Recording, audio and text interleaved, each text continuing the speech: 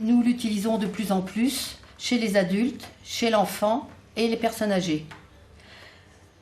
En hématologie, en néphrologie, en urologie, en chirurgie vasculaire, digestive pour les ablations de redons. Je ne reviendrai pas sur la radiologie puisque mes collègues en parleront tout à l'heure. Et nous l'utilisons de plus en plus et à la demande, les unités sont demandeurs. On a calculé, en ce moment, on est en 35 bouteilles de Méopa par mois sur le CHU. Alors le plus difficile a été de mettre en place des référents douleurs. À partir du moment, dans une unité où il y avait un référent douleur, la mise en place du Méopa était plus simple. On avait fait une étude, nous, sur la gastrostomie et on avait évalué la douleur avant et après l'utilisation du Méopa. Pas chez les mêmes patients, ça c'est bon. L'idéal aurait été de le refaire chez les mêmes patients pour évaluer. Et donc on avait une valeur moyenne de 5,3 au départ sur l'échelle verbale. Et elle est redescendue à 2,1 après avec l'utilisation du Méopa. Et puis il y a une autre... ce qui plaît beaucoup à notre médecin, c'est que lui n'a plus à être vraiment très attentionné aux patients, ce qu'il était avant et en même temps avec son geste.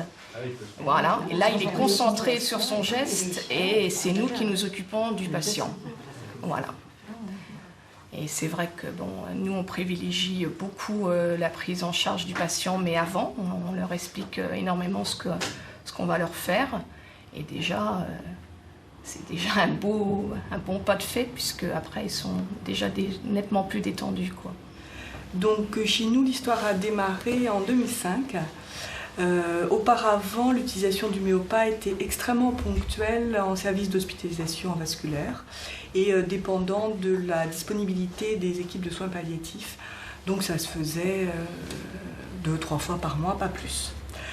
En fait, en 2005, avec l'équipe soignante de la consultation, il y a eu une prise de conscience du niveau de douleur extrêmement importante au sein de cette consultation, puisqu'on y réalise des réflexions de pansement de patients porteurs de plaies vasculaires en majorité chronique, qui ont aussi la particularité d'avoir une douleur de fond souvent importante, très importante.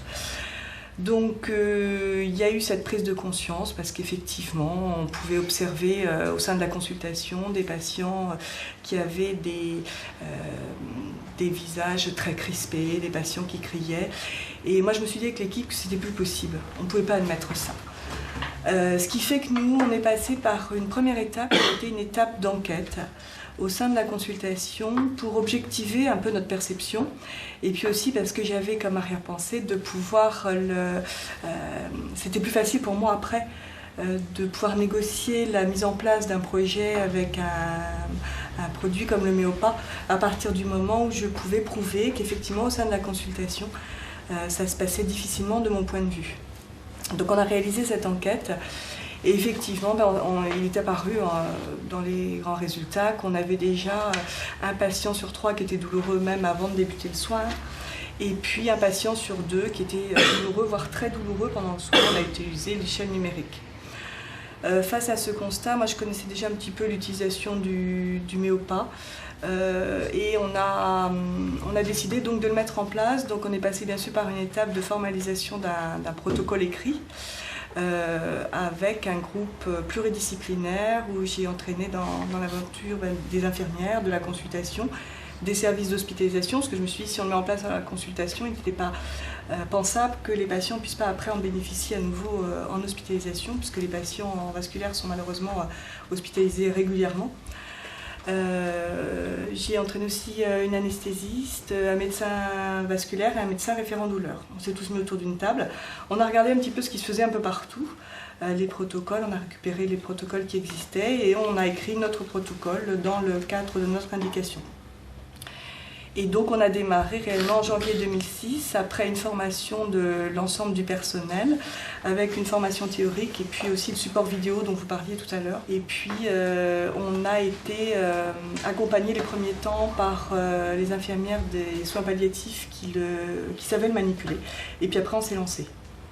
Donc actuellement, en fait, au sein de la consultation et dans les services d'hospitalisation de vasculaire, on a une grande unité de vasculaire. On l'utilise de manière très régulière et ce qui m'apparaît important, c'est que l'équipe est parfaitement autonome dans l'administration. Après, bien sûr, prescription médicale initiale, mais qu'on ne soit plus dépendant, si vous voulez, d'équipes qui interviennent en fonction de leur disponibilité. Donc pour moi, c'était une évidence que ça devait rentrer dans les pratiques, comme le fait, je ne sais pas moi, d'utiliser, comme on utilisait de l'anesthésion locale pour les pansements. Et puis aussi de faire passer que ça devenait en complément de l'anesthésie locale et que ça ne venait pas remplacer d'autres choses. Voilà, donc l'histoire a débuté beaucoup sur le vasculaire et puis après une extension dans les différents services de l'hôpital parce que parallèlement, une infirmière conseil en pansement a été détachée de manière transversale sur l'hôpital et pour en fait accompagner les soignants dans le savoir-faire et savoir-être. Et à cette occasion, quand elle dépistait des patients douloureux, elle proposait cette technique. Donc c'est en train un petit peu d'apparaître dans les différents services de l'hôpital. Récemment, on a été appelé par la consultation de chirurgie digestive. Pour un grand nombre de patients vasculaires, nous on a vu vraiment la différence. Il y a des patients qu'on ne pouvait même plus toucher. C'est-à-dire que le simple fait de rentrer un chariot de soins dans la chambre, on pouvait constater le patient accroché à son lit, de par la mémoire des pansements précédents, éventuellement l'infirmière aussi accrochée à son chariot de pansement. Ah oui. Et qu'on a vu de grandes différences où on a vu la relation à nouveau s'instaurer entre le patient et l'infirmière. Quand on a fait d'ailleurs un bilan avec les soignants, elles ont très bien dit que pour elles, le méopa, ça permettait aux patients de se sentir pris au sérieux, qu'il était plus détendu et que ça permettait d'établir ce fameux climat de confiance. Et que finalement, ça soulageait aussi bien le patient que le soignant. Alors après, il y a des limites, ça je suis tout à fait d'accord. C'est-à-dire que quand on a des douleurs extrêmement intenses et qu'il y a une douleur de fond qui n'est pas suffisamment bien soulagée, je pense que ça fait partie, on peut voir arriver les limites. J'ai vu aussi arriver les limites où les chirurgiens vasculaires sont venus me voir en me disant c'est bien, maintenant on va pouvoir faire des gestes de petite chirurgie sans problème sur la consultation. Ça y est, quand est-ce qu'on peut démarrer des petites amputations, etc. Donc c'est vrai que là il a fallu, et d'ailleurs au fur et à mesure il faut recadrer pour se dire que non, c'est pas forcément les indications idéales et que pour des raisons et de douleur et d'hygiène et tas de raisons, on ne fait pas n'importe quoi, n'importe où. Donc effectivement, je pense qu'il y a des limites liées à l'intensité de la douleur. Très peu de patients, on a eu des limites aussi par le fait qu'ils n'acceptaient pas le masque.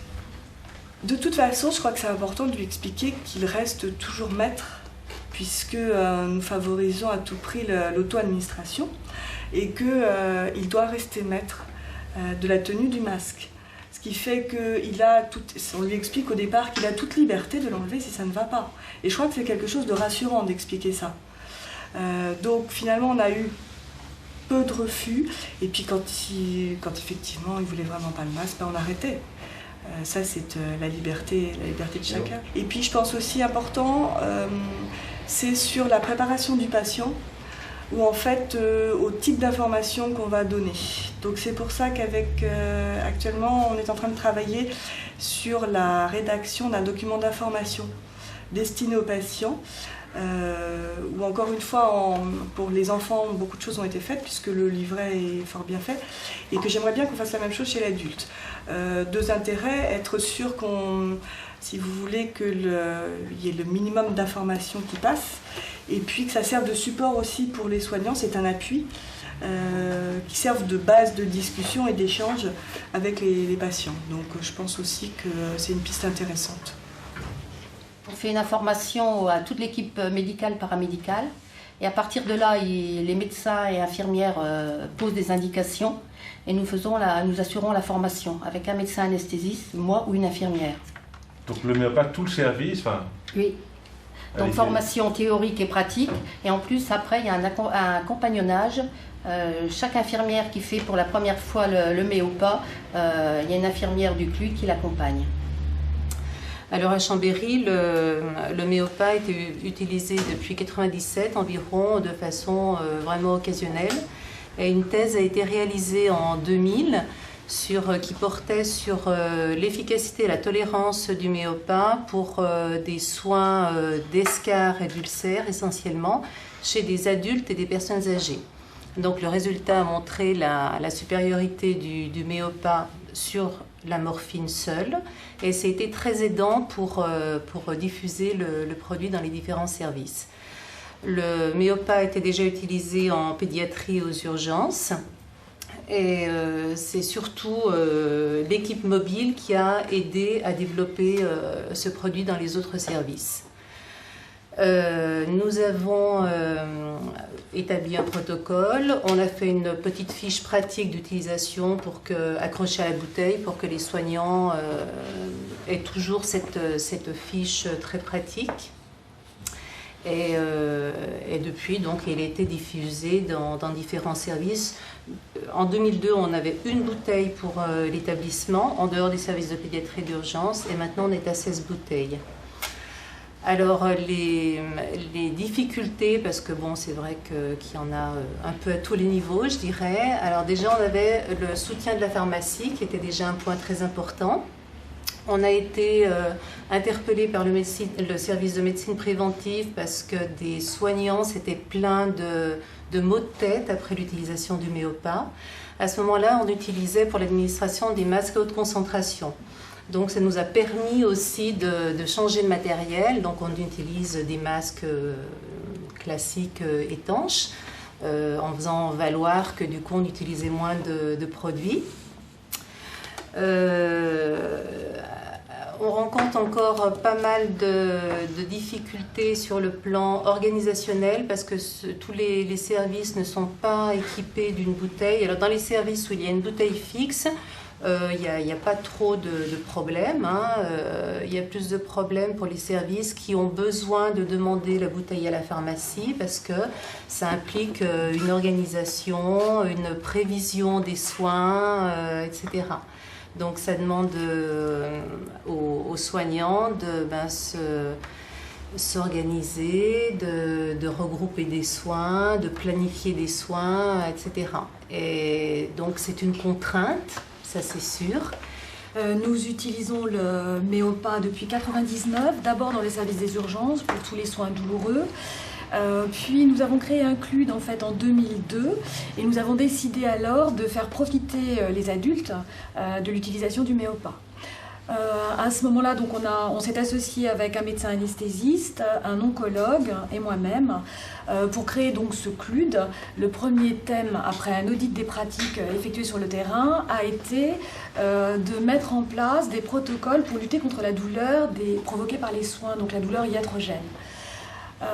Cet audit a été très riche. On s'est aperçu que les soignants étaient très demandeurs. Quand je dis les soignants, je parle aussi bien des médecins que des infirmières et des aides-soignantes. Donc ils attendaient en fait beaucoup du CLUD.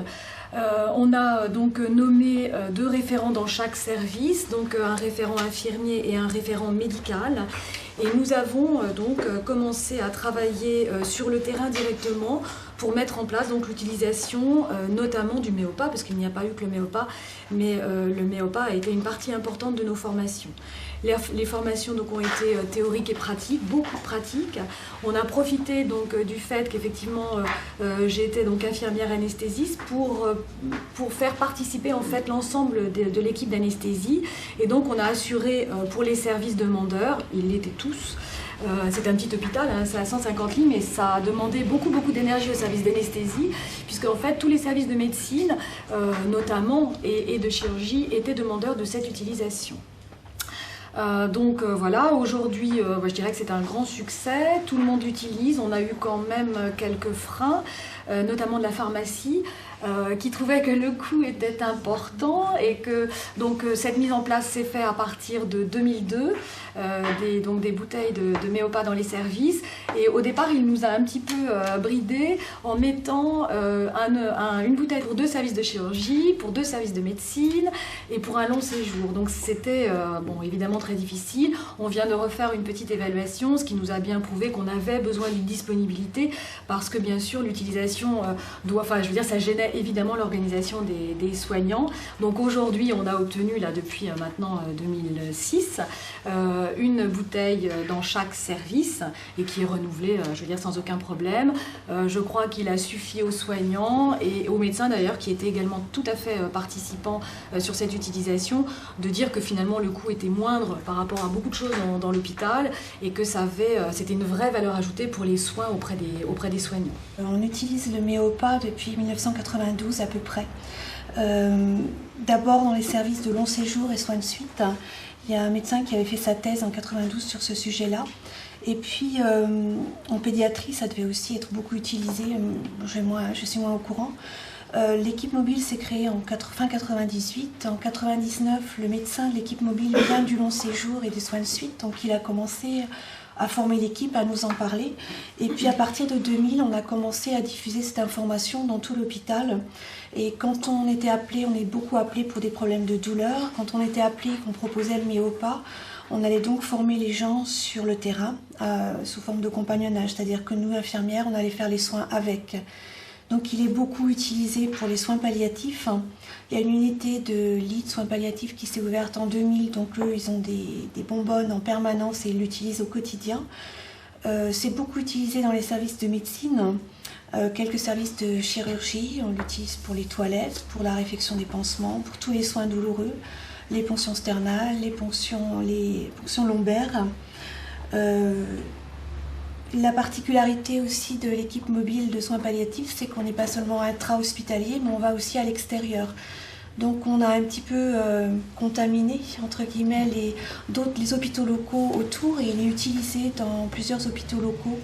Pareil pour les soins douloureux et beaucoup en soins palliatifs. Alors moi je suis Anne Caillot, infirmière au centre hospitalier de Bosc-Camelan, en Charente-Maritime. Donc il y a 2 pavillons, un pavillon de médecine et de soins de suite et de réadaptation et un pavillon d'EHPAD, établissement d'hébergement pour personnes âgées dépendantes. Donc on utilise le Méopa depuis mars 2005 dans notre établissement à la suite d'une proposition du CLUD interhospitalier de Haute-Saintonge qui préconisait l'utilisation du Méopa pour les soins douloureux. Connaissant la méthode, puisque j'ai travaillé à l'hôpital Trousseau, pour moi ça a été assez facile de le proposer dans l'hôpital. Donc j'ai fait une recherche documentaire, ensuite j'ai présenté le Méopa à l'équipe médicale, à la pharmacienne et à l'équipe d'encadrement et qui m'ont suivi sur ce projet. Alors ensuite donc on a rédigé un protocole et puis donc il y a une formation du personnel qui s'est faite d'abord d'un point de vue théorique et ensuite quand le point de départ a été donné pour l'utilisation du Méopa, eh bien j'ai fait donc un compagnonnage, sur le principe d'accompagner à chaque fois pour chaque soin sous Méopa.